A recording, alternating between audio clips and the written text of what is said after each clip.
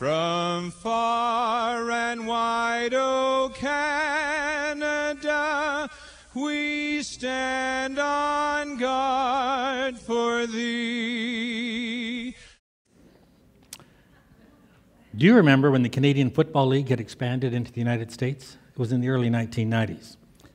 Well, what you just heard was someone singing our national anthem, O Canada. Unfortunately, he was singing it to the tune of O Christmas Tree. Now that actually happened. Not only did he not get the tune right, he didn't get the words right either. And of course, who can forget this stellar moment? The World Series broadcast around the world, and there's the Canadian flag flying upside down. Protocol would have made sure neither one of these events would have ever happened. Throughout my time as Chief of Protocol, I have invariably been asked two questions. What do you do? And protocol, what's that? Another question that people think, but probably don't say out loud, at least not to me, is protocol, who needs it? People used to think of protocol as knowing which side of the plate the fork went on, or how to hold your pinky when you're drinking tea. But those days are long, long gone. One way to look at protocol is doing the right thing at the right time for the right reason. My own personal definition of protocol used to be, simply, good manners and common sense. But given the ever-changing society we're in, I would have to add the phrase, with respect. That is, good manners and common sense with a healthy dose of respect. Respect for where you are, who you're with, what you're doing, and respect for what's happening.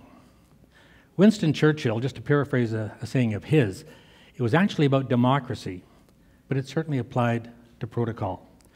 And to paraphrase, it went like this: it's not perfect, but it's the best thing we've come up with so far. But what is this thing we call protocol, and who needs it? Those are good questions. For one thing, following protocol can make you look good. And hey, who doesn't want to look good? Not following protocol can sometimes make you look rather foolish, like that gentleman we heard trying to sing, O Canada. Protocol means you are paying attention to details.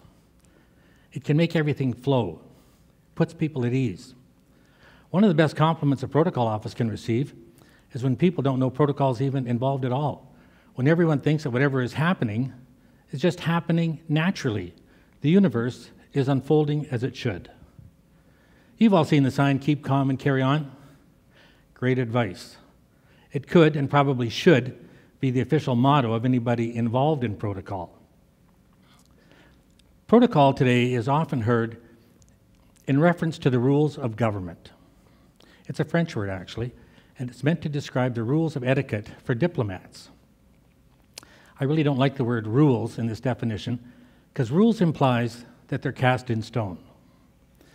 The simple truth is that they're not. Well, that is except for these rules, which we're told really were cast in stone at one time.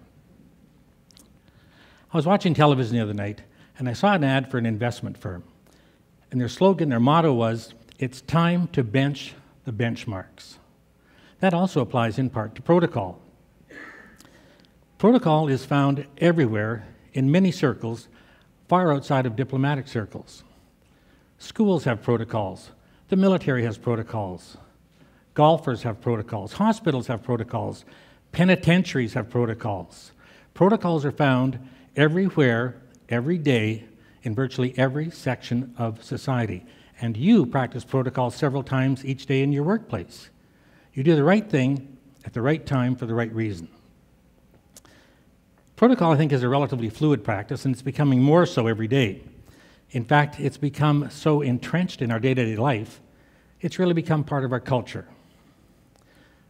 About 50 years ago, a young singer named Bob Dylan wrote a song called "The Times They Are A-Changing." Well, boy, are they ever. We're now living in a multicultural society, the likes of which this nation has never seen before, ever. Right now, today, there are over 70 different languages spoken in every major city in this country. But in addition to how our culture, our society, and our protocols are changing as a result of outside influences, we can't overlook the fact that we're changing from the inside as well, as we recognize and respect our Indigenous peoples, our First Nations. It's quite common today to hear someone start a speech by recognizing they're giving the speech on treaty land. That's to say land that once belonged to the First Nations. That same person may also end their speech by saying something like, thank you, merci, and miigwech. Ojibwe for thank you. Let's be honest for a moment. You wouldn't have heard either one of those phrases 20 years ago. Have you ever traveled to another country and been caught off guard by some of the customs that are in place? Chances are for some of you, maybe many of you, the answer is yes. Have you ever put out your hand for a handshake and instead the person kisses you on both cheeks? It's important when you travel to another country to know about the customs, the cultures, and the protocols that are in place.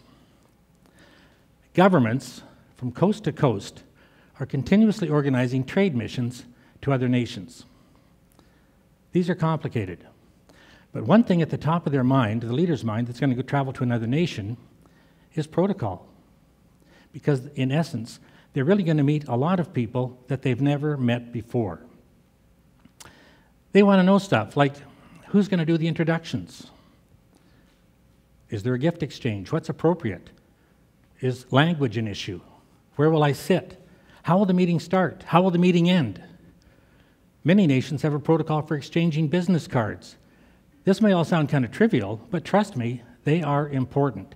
And this is where protocol can bring a sense of calmness and really a sense of familiarity to an event or to a meeting. But just as our leaders are going to other countries have people here, diplomats, ambassadors and high commissioners. They're really the same thing, by the way, except high commissioners are from Commonwealth countries, and consuls general are continuously visiting cities across this nation and regions across the nation because they want to know about our people. They want to know about our success stories. They want to know about our culture. They want to know about our protocols because they want to know how their country can do business with ours. And when they're here, they want to meet people who can make things happen. They want to meet the leaders, the premiers, the mayors, members of cabinet, and they want to meet the captains of industry, education, science, and innovation. Whenever a diplomat is visiting, protocol can and will play a very important role in ensuring that visit is positive, productive, and a success. But protocol, like everything, has to change to keep up with the times. Earlier I said that protocol can make you look good. Well, that's only true most of the time. Even the Geneva Convention of Protocols has been changed twice since it was first established. Why? Because the times demanded that they needed to change. If protocol, like everything, doesn't change with the times, it can have somewhat of a negative impact. Pope Francis, earlier this year, said it was time for the church to rethink how it looks upon marginalized members of society. In other words, it was time to take a look at their protocols. Because the protocols that have been in place for decades, maybe centuries, aren't relevant in today's society. In simple terms, they don't work. Even protocol surrounding the Queen is changing. One aspect of protocol with the Queen is that her standard, her flag, will only fly upon a building or a palace whenever she is there. Those of you old enough to remember will recall that in 1997, when Princess Diana was killed in a car crash in Paris, the people of England were demanding that a flag be flown at half-mast on Buckingham Palace. Now, the Queen wasn't in Buckingham Palace, and so no flag was flown. Despite an uproar from the media and an outcry from the general public, no flag was flying at half-mast on Buckingham Palace. Finally, on the day of the funeral, there it was. But you know what? The damage was done. For the first time in nearly half a century, the people of England began to feel a disconnect with their Queen. What caused that? Protocol.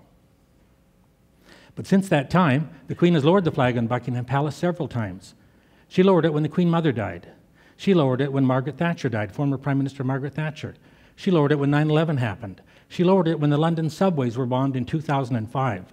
So you can see protocols can and are changing at every level of society.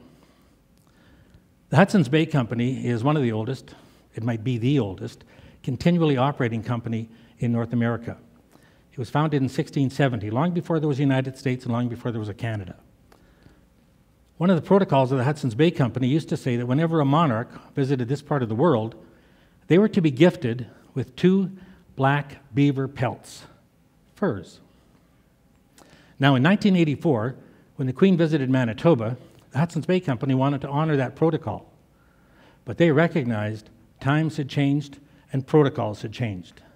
So what they did is they gifted, in the Queen's name, 2 black living beavers to the Assiniboine Zoo. Now, just as an aside, I can tell you that during the ceremony, and Her Majesty was there for the ceremony, the 2 beavers started having sex. She reportedly is to have said, "Frisky little devils, aren't they?" Throughout my career, I have been lucky enough to be involved in several major events, like royal visits, like visits from heads of state. I've also been lucky enough to be involved in trade missions that have taken me to countries virtually all over the world.